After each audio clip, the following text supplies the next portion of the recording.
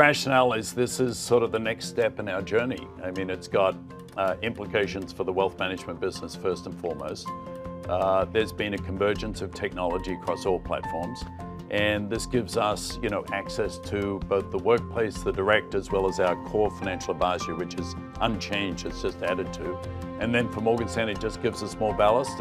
It's a capital-light business. It's part of the journey.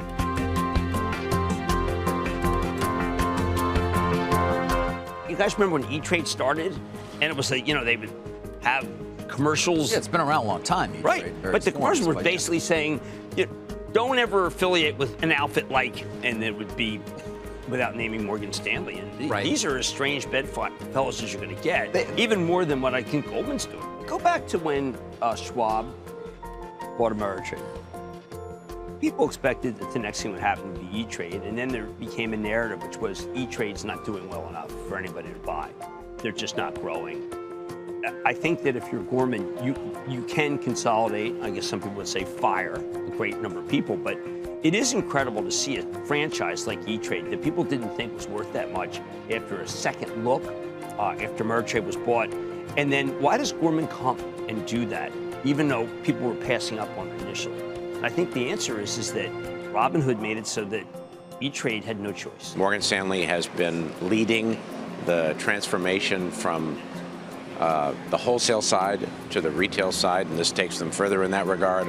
Obviously, he has had a particular focus, as you guys have been saying, on wealth management. And as David said, pro forma for this, 57% of their profits are going to be in wealth and investment management.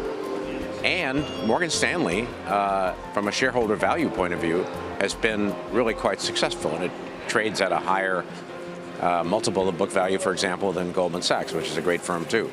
So I take my hat off to James. I think this is a smart move, and I think it's entirely consistent with his vision. It reminds me a little bit of the Dean Witter deal by Morgan Stanley many decades ago. This is the 220 version of that, in that Dean Witter was a Main Street brokerage house, basically.